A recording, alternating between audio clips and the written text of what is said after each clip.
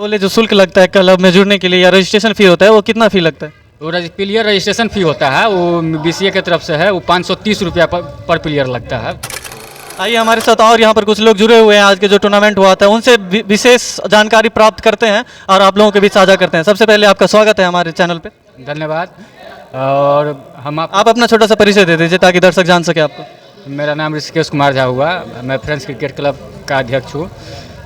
और रही इस टूर्नामेंट के बारे में मैं बता रहा हूँ कि इससे ये होता है कि एक तो लेदर बॉल टूर्नामेंट हुआ है और बीसीए से रजिस्टर्ड टूर्नामेंट होता है। जो प्लेयर रजिस्टर्ड प्लेयर होते हैं मधुबनी जिला के एमडीसीए से, वही इस टूर्नामेंट में खेल सकते हैं, जिसको लीग के यानी 50 ओवर का फॉर्मेट रहता है, लेकिन समय कम रहता है, इसीलिए ओवर कम हो जाता है। 30 ओवर कभी 35 ओवर का मैच होता है। आज फाइनल मैच था, लगभग 35 मैच लीग सेमीफाइनल मिला के 35 मैच के बाद आज फाइनल हुआ, जिसको फ्रेंड्स क्रिकेट क्लब के गाँव की टीम ने विजेता बनी और टीसीसी मधुबनी विजेता बनी। जैसे गांव में बहुत सारे ऐसे बच्चे क्रिकेट की तैयारी करते रहते हैं, वो कहीं से जुड़े नहीं रहते, वो अपने घर पे अपने सामाजिक तौर पे तैयारी करते रहते हैं। वो लोग अगर जुड़ना चाहे, इस क्रिकेट को जानना चाहे, तो वो लोग आपसे कैसे संपर्क करेंगे? मधुबनी में एमडीसीए का एक ऑफिस है बीना कुंज में, वहाँ काली चरण जी है, संयोजक हैं अभी, और राहुल मेहता हैं, अनिल सोनू हैं, वो लोग मधुबनी में रहते हैं। उनके पास जाके वो जब प्लेयर रजिस्ट्रेशन का समय आता है आपको सितंबर के आसपास, सितंबर अक्टूबर के समय में, उस समय कोई भी लड़का मधुबनी जिला का वासी हो, अगर वो लेदर बॉल से खेलना चाहता है, अगर उसके पास क्लब उलब नहीं है, वो सिर्फ मधुबनी में काली चरण जी के पास, राहुल मेहता के पास और सोनू के पास चला जाए, फॉर्म भरे, वहाँ जो शुल्क है वो शुल्क जमा करे, तो वही रजिस्टर्ड मैच टूर्नामेंट में कहीं भी खेल सकता है। वो एमडीसीए का प्लेयर हो जाएगा, उसको किसी क्लब में फिर रख दिया जाएगा और इस तरह के टूर्नामेंट में वो पार्टिसिपेट कर सकता है। जैसे ये गांव में टूर्नामेंट होता है, शहर में भी टूर्नामेंट होता है, तो बहुत लोगों को, गांव के लोगों को जानकारी नहीं रहता जो कहाँ होता है। फाइनल बीत जाता है, फिर उसके बाद पता चलता था यहाँ पर टूर्नामेंट हो रहा है। फिर उसके बाद बहुत सारे खिलाड़ी लोग भी रहते हैं जो मिस करते रहते हैं, जो मतलब हम नहीं खेल पाए, हम भी खेलते तो कुछ अच्छा प्रदर्शित करते। तो उन लोगों को कैसे जानकारी मिलेगा जो कल आगे चलकर भी कहीं टूर्नामेंट होगा, तो ये सब जानकारी उसको कैसे प्राप्त होगा? उन लोगों को कम से कम समाज न्यूज़पेपर पढ़ना चाहिए। हर एक साल, हर एक सत्र में आपको सितंबर महीना के अंत या बीच में प्लेयर के रजिस्ट्रेशन के बारे में एक न्यूज समाचार पत्रों के मार्फत निकाला जाता है मधुबनी जिला से कि प्लेयर का रजिस्ट्रेशन फलाने तारीख से फलाने तारीख के बीच में है, सभी प्लेयर आके अपना रजिस्ट्रेशन करा ले। और उसके बाद उनको जब रजिस्ट्रेशन उनका हो जाता है तो उनको खुद सूचना मिल जाता है कि आपका मैच यानी फिर बनता है, लीग का होता है या कोई टूर्नामेंट होता है, उसका उनको फ़ोन के मार्फत सूचना दिया जाता है कि आप आके वहाँ पे टूर्नामेंट है, आप खेलिए। प्लेयर लोग हमारे तरफ से ये नसीहत समझिए या जो कहिए, प्लेयर लोग टेनिस बॉल के पीछे भागते हैं, लेदर बॉल के पीछे कोई प्लेयर नहीं भागता है। जो टेनिस बॉल के पीछे भागता है उसको लेदर बॉल पसंद ही नहीं है, उसको 2 ओवर 4 ओवर का मैच चाहिए सिर्फ। लेदर बॉल खेलने के लिए पेशेंस चाहिए, पेशेंस की ज़रूरत होती है, तो लेदर बॉल वही खेल सकता है जिसके पास पेशेंस होगा। हमारे चैनल के माध्यम से जो खिलाड़ी तैयारी कर रहे हैं, जो देश का नाम आगे चल के रोशन करेंगे, उनको क्या संदेश देना चाहेंगे? उनसे मैं यही कहूँगा कि सभी लोग लेदर बॉल से खेले और रजिस्टर्ड आके जिला में रजिस्ट्रेशन करा ले अपना, अगर इस साल नहीं अब अगले साल, और रजिस्ट्रेशन करके उसके बाद आपको आगे खेलने का मौका मिलेगा, आप खेलते रहिएगा तो आगे बढ़िएगा। ये मधुबनी में क्या इसका तैयारी भी करवाया जाता है इस क्रिकेट का? हाँ, कुछ लोग हैं जो क्लब चला के अपना लड़के को तैयार करते हैं। सरकारी संस्था ऐसा कोई नहीं है? सरकारी संस्था कोई नहीं। बहुत बहुत धन्यवाद आपको हमारे साथ जुड़ने के लिए। और लोग भी जुड़े हैं, उनसे भी विशेष जानकारी ले आप लोगों को भी साझा करें। आपका स्वागत है हमारे चैनल पर। जी धन्यवाद। आप अपना छोटा सा परिचय दे दीजिए। जी, मेरा नाम जितेंद्र किशोर है, मैं डिस्ट्रिक्ट का पूर्व खिलाड़ी और डिस्ट्रिक्ट से रजिस्टर्ड एम्पायर फाइनल का मैं मेंबर हूँ। आज का जो मैच हुआ उसमें क्या रोमांचक रहा और किस किस खिलाड़ी का महत्वपूर्ण योगदान रहा? आज डिस्ट्रिक्ट क्रिकेट का फाइनल था और फाइनल में वही टीम 2 क्लब पहुंची थी, एक टीसीसी और एक एफसीसी उमगांव, और दोनों में बढ़िया प्लेयर था, 11 के 11 दोनों में बढ़िया प्लेयर था। और आपको बता दें टीसीसी में संजय, रघु, युवराज, ये सब प्लेयर स्टेट खेल चुके हैं और बहुत हेमन वगैरह बहुत पुराने प्लेयर हैं, और कुछ नए बच्चे भी हैं, जैसे युवराज था, या एफसीसी में आप आ जाइए, सरोज है, अविनाश है, शिवम गुप्ता है, या सचिन एक बच्चा टाइप देखिए होइएगा, 12 साल का प्लेयर। बहुत प्रतिभा है इन लोगों में, और ये सब आने वाले समय में डिस्ट्रिक्ट का नाम रोशन करेंगे और बहुत आगे तक बहुत नाम सुनिएगा। और जो सचिन के बारे में आप देखें, छोटा बच्चा, और आने वाला में वो बैटिंग पटाखा है, वो बहुत नाम सुनिएगा उसका। और हम लोग का आशीर्वाद है जो, और दुआ करते हैं जो बहुत आगे तक जाए, हमारे ज़िला का भी नाम हो, उसका नाम हो। और उम्मीद रखते हैं उससे। 12 साल का उम्र में इतना अच्छा प्रदर्शन करते हैं तो आप सोच सकते हैं जो उनका जो रियल उम्र होगा जो, तो समझ सकते हैं जो स्टेट लेवल पर भी और देश के लिए भी वो खेल सकते हैं। जैसे आप अंपायर रह चुके, अंपायर का कार्य करते हैं तो बहुत सारे मैच देखते होंगे, जो आज का मैच देखने के बाद क्या महसूस हुआ जो मधुबनी जिला के लिए बहुत शानदार अच्छा खिलाड़ी है जो आगे चल के नाम रोशन करेंगे? जी ज़रूर, बहुत सारे शानदार खिलाड़ी हैं मधुबनी जिला क्रिकेट एसोसिएशन के पास।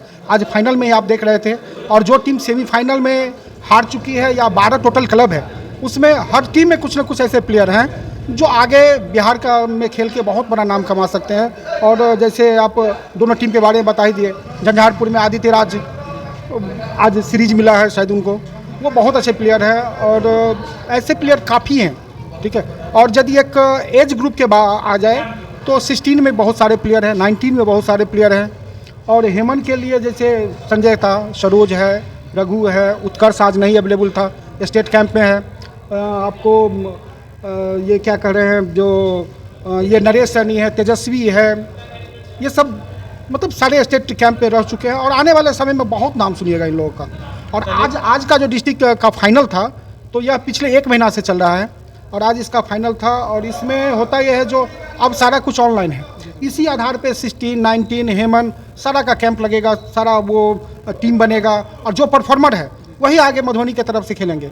और मधुबनी की तरफ से, जिला की तरफ से खेल के वो अच्छा करते हैं वहाँ, तो फिर जोनल, फिर स्टेट, एक चैनल बना हुआ है। आप देखते होइएगा गांव देहात में आजकल बहुत सारे मतलब टूर्नामेंट हो रहे हैं जो रजिस्टर्ड नहीं होते हैं। ऐसे टूर्नामेंट को खेल के फिर बच्चों को कोई फ़ायदा नहीं है, उनका कुछ नहीं हो सकता है वहाँ, बस एक इंटरटेनमेंट है, मनोरंजन का एक साधन कहिए, बाकी कुछ नहीं है वहाँ। और इससे जुड़ के जैसे वो ऋषिकेश बता रहे थे आपको, जो सितंबर टाइम में रजिस्ट्रेशन होता है, रजिस्ट्रेशन करवाए प्लेयर, जुड़े, 12 टोटल क्लब है, 12 क्लब में किसी क्लब में आप रजिस्ट्रेशन करवा लीजिए, नहीं तो इंडिविजुअल करवा लीजिए और आके जुड़िए और फिर खेलिए। अभी एक और जानकारी आपको दे दें, जो डिस्ट्रिक्ट क्रिकेट एसोसिएशन की तरफ से जनवरी मध्य में 20 के आसपास एक यहाँ अनुमंडल स्तरीय टूर्नामेंट भी होने जा रहा है। इनामी प्रतियोगिता है वो, ये तो हो गया आपको था ये डिस्ट्रिक्ट लीग, वो इनामी टूर्नामेंट है, वो भी आपको 30-35 ओवर को देखने का मिलेगा। और उसमें जो प्लेयर अपने अपने अनुमंडल से ही खेलेंगे, जो जिस अनुमंडल में है, लेकिन वहाँ वही प्लेयर खेलेंगे जो इस डिस्ट्रिक्ट लीग में पार्टिसिपेट किए हैं। ऐसे कोई प्लेयर नहीं होंगे जो डिस्ट्रिक्ट में उनका घर होगा और वो डिस्ट्रिक्ट से रजिस्टर्ड नहीं होंगे, तो फिर वो नहीं खेल पाएंगे। तो आज न्यूज़ कवरिंग के लिए आपको भी धन्यवाद। और आइए, और उसके लिए अनुमंडल स्तरीय टूर्नामेंट होगा। और कल एक न्यूज़ आपको देना है, जो कल बेनीपट्टी अनुमंडल और जयनगर अनुमंडल दोनों टीम का यहाँ चयन प्रक्रिया है, यहीं पे ट्रायल है, क्योंकि बेनीपट्टी में ज़्यादा प्लेयर है और टीम बनाना है 14-15 का, और बेनीपट्टी अनुमंडल में कम से कम रजिस्टर्ड 25 प्लेयर के आसपास है, तो उसमें से 14 बनाना तो बिना ट्रायल का संभव नहीं है। तो कल बेनीपट्टी और जयनगर का ट्रायल है।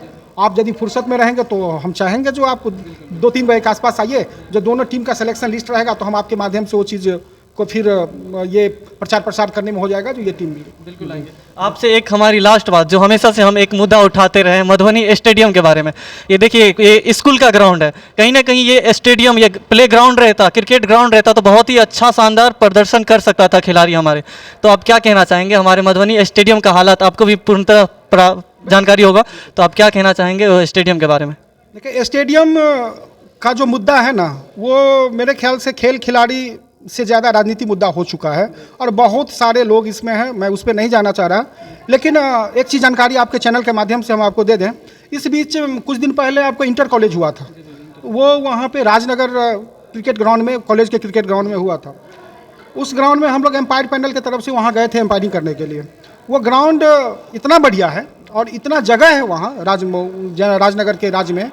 वो ग्राउंड एक्चुअली हाई स्कूल और कॉलेज दोनों का 50-50 है। तो यह प्रस्ताव वहाँ पे जब प्रिंसिपल साहब से बात हुई तो वह इस चीज़ के लिए इच्छुक थे जो यहाँ एक स्टेडियम का निर्माण यदि डिस्ट्रिक्ट और BCA के माध्यम से होता है तो ज़्यादा बढ़िया रहता। तो जिस टाइप का अभी BCA चाह रहा है, जितना जगह 5 एकड़ प्लस का, वो ज़मीन और वो जगह कहीं नहीं है। जब आप देख लीजिए, चाहे यहाँ हो या अदर कहीं, 5 एकड़ प्लस कहीं नहीं है। और अभी क्या है, BCCI के द्वारा जो हर स्टेट को मिला है स्टेडियम के लिए जो प्रस्ताव भेजा जाना है, उसमें कम से कम 5 एकड़ से ज़्यादा ज़मीन चाहिए, उसका पार्किंग एरिया चाहिए, होटल्स वगैरह के लिए भी जगह चाहिए।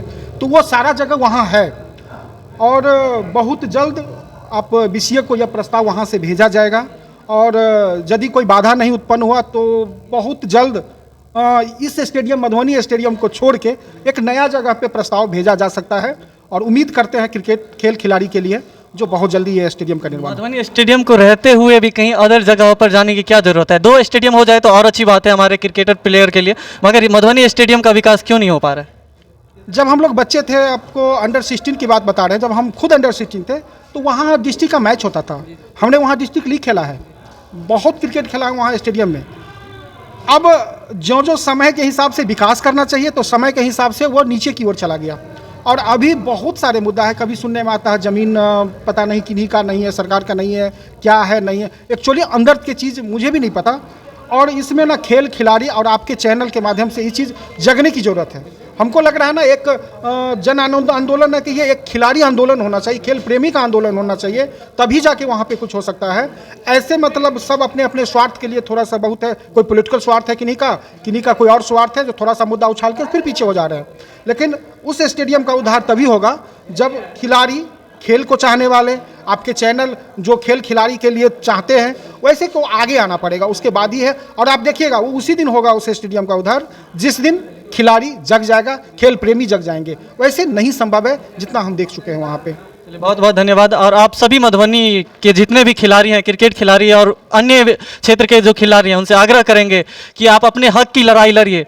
हम आपका आवाज़ हमेशा बुलंद रखते हैं, आपका आवाज़ हमेशा उठाएंगे, मगर आप लोग जब तक साथ नहीं देंगे तब तक हम लोग भी कुछ नहीं कर सकते हैं।